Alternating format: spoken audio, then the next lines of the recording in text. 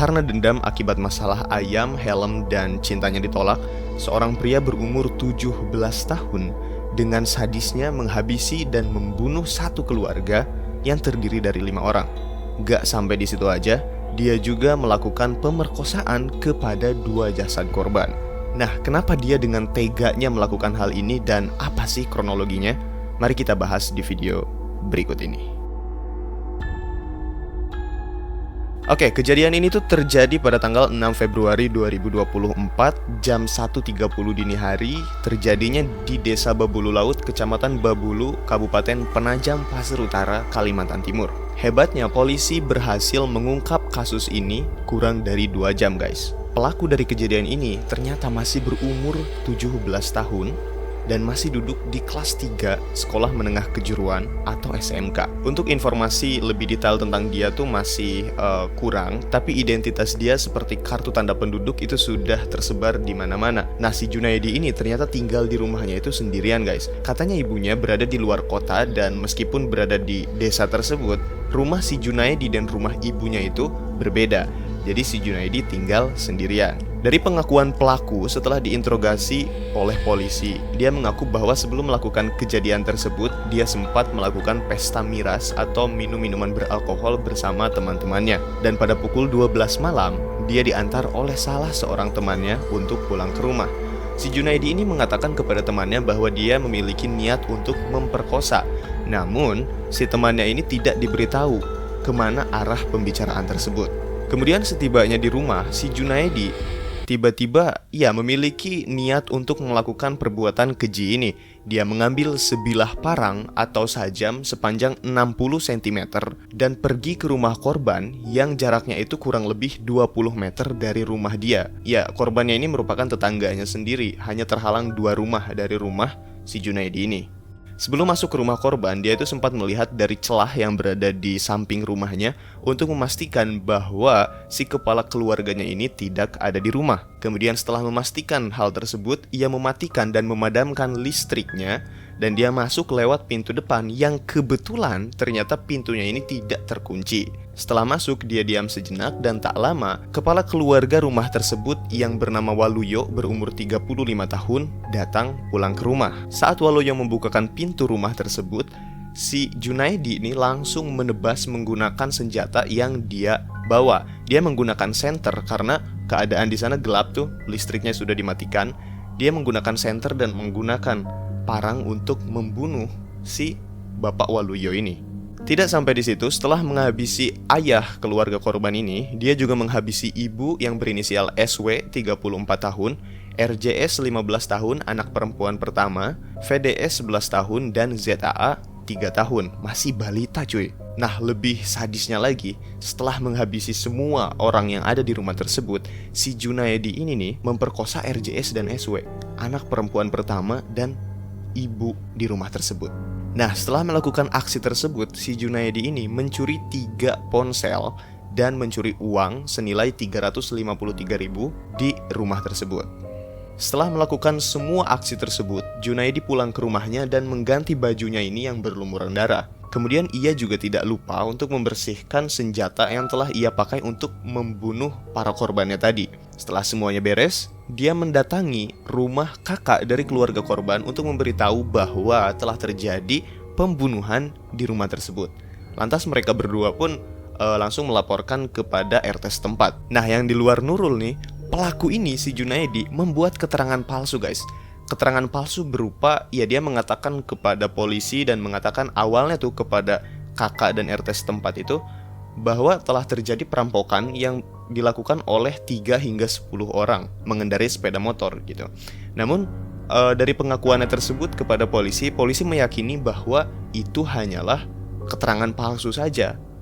Dia melakukan itu supaya melindungi dirinya sendiri gitu loh. Si Junaedi juga mengatakan bahwa di tangan kanannya itu dia ada luka karena dia membantu keluarga korban ini untuk melawan para perampok. Padahal menurut polisi, dari parang yang dia gunakan itu tidak ada pegangannya gitu. Jadi luka tersebut berasal dari senjata yang dia gunakan sendiri. Nah, polisi menuturkan bahwa berdasarkan penyelidikan motif awal pembunuhan ini karena sakit hati atau dendam. Menurut polisi, antara pelaku dan korban ini sempat terjadi cekcok karena masalah ayam dan karena masalah helm yang belum dikembalikan selama 3 hari.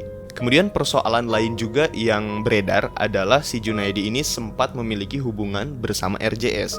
Jadi Junaedi ini suka kepada RJS, namun hubungan tersebut tidak direstui oleh keluarga RJS karena si RJS ini sudah memiliki pasangan lain gitu. Jadi dari sanalah muncul mungkin rasa dendam, rasa kesal gitu kepada si RJS. Saat rekonstruksi berlangsung, menurut pengacara dari keluarga korban yang bernama Bayu Mega Malela, pelaku atau si Junaedi ini tidak memperlihatkan rasa bersalah. Wah, ini berarti orang ini nih bisa disebut sebagai psikopat gitu ya, karena dia sudah membunuh, memperkosa, dan dia tidak memperlihatkan rasa penyesalan sama sekali. Dan menurut pengacara dari keluarga korban ini, perlakuan si Junaedi ini sudah kejahatan atau kriminal yang luar biasa dan harus diberikan hukuman seberat-beratnya atau hukuman mati gitu. Namun dari kakak korban itu menurut dia bahwa hukuman mati saja belum cukup karena tidak setimpal atau tidak adil gitu, yang dimana keluarganya itu langsung mati 5 orang di malam yang sama akibat perlakuan si psikopat ini. Ketua Komnas Perempuan Andi Yentriani mengatakan kejahatan berupa pembunuhan dan pemerkosaan yang dilakukan pelaku terhadap 2 korban yakni SW dan RJS disebut sebagai femisida. Nah, kalian tahu nggak femisida itu apa? Femisida itu adalah pembunuhan terhadap perempuan yang didorong oleh kebencian, dendam, penaklukan, penguasaan, penikmatan, dan pandangan terhadap perempuan sebagai kepemilikan, sehingga boleh berbuat sesuka hatinya. Di Indonesia sendiri, kasus femisida ini sangat banyak terjadi, baik dari segi jumlah maupun bentuknya. Namun sayangnya, kasus ini belum mendapatkan perhatian serius dan masih dipandang sebagai aksi kriminal biasa.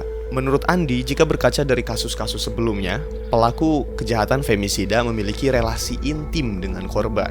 Bisa suami, mantan suami, pacar, atau mantan pacar.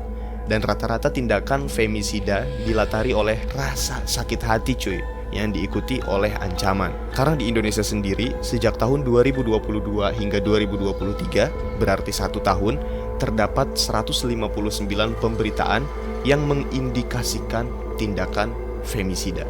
Nah, sulitnya jika ingin mengidentifikasi pria memiliki sifat femisida ini atau tidak, itu tidak ada cara yang saklek untuk mengetahuinya gitu. Namun bisa dilihat dari apakah si pria ini memiliki sifat posesif. Nah, kalau posesif biasa mungkin nggak apa-apa mungkin ya. Tapi kalau sampai melakukan tindakan-tindakan fisik, nah itu mesti waspada cuy. Nah, kemudian jika dilihat dari pemberitaan yang beredar di media bahwa pada tanggal 10 Februari, rumah si Junaedi atau rumah pelaku ini sudah dirobohkan oleh warga. Di RT 18 Desa Babulu Laut, Kecamatan. Pembunuhan terhadap satu keluarga di Penajam Pasir Utara, Kalimantan Timur, dan warga di sekitar tempat tinggalnya meminta keluarga pelaku pergi dari lingkungan mereka. Pembongkaran diawasi camat dan aparat gabungan. Nah, kenapa sih warga melakukan hal ini? Ya karena warga mungkin merasa kesal. Ya siapa yang nggak kesal coba? Jadi mereka menghancurkan dan merobohkan rumah si Junaedi ini. Karena pada saat kejadian tuh pada tanggal 6 Februari, rumah pelaku dan rumah korban itu dijaga ketat oleh kepolisian. Karena mungkin untuk kebutuhan investigasi dan sebagainya. Andi Yentriani tetap meminta para pihak kepolisian untuk melakukan investigasi atau menyelidiki kasus ini dengan objektif. Menurutnya, pernyataan polisi yang menyebut pelaku melakukan kejahatan karena dalam kondisi pengaruh minuman keras tak bisa dibenarkan. Dalam kasus ini, Polres Penajam Pasir Utara menjerat pelaku dengan pasal 340 KUHP, subsidiar pasal 338 KUHP Jungto, pasal 60 ayat 3 Jungto, pasal 76 huruf C UU Perlindungan Anak. Ancamannya adalah hukuman mati atau sekurang-kurangnya penjara seumur hidup. Ahli psikologi forensik juga Reza Indragiri menilai kalau polisi ingin mengenakan pasal 340 KUHP, yakni pembunuhan berencana, maka unsur yang patut dibuktikan adalah adanya kesadaran penuh dari seorang pelaku kejahatan. Itu mengapa katanya polisi harus berhati-hati dalam menarasikan pelaku melakukan kejahatannya karena terpengaruh alkohol. Karena menurut Reza, jika pelaku melakukan hal tersebut dalam kondisi mabuk, maka pasal yang digunakan bukan pembunuhan berencana, namun penganiayaan berat. Karena logikanya orang yang sedang dalam keadaan mabuk nih tidak mungkin ia bisa membuat rencana.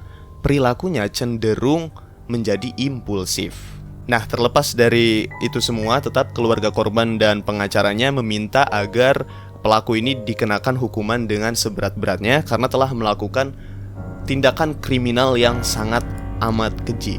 Nah, itu dia pembahasan dari video ini. Jika kalian suka dengan video ini, silakan untuk like, comment, dan share. See you next video and see you next time.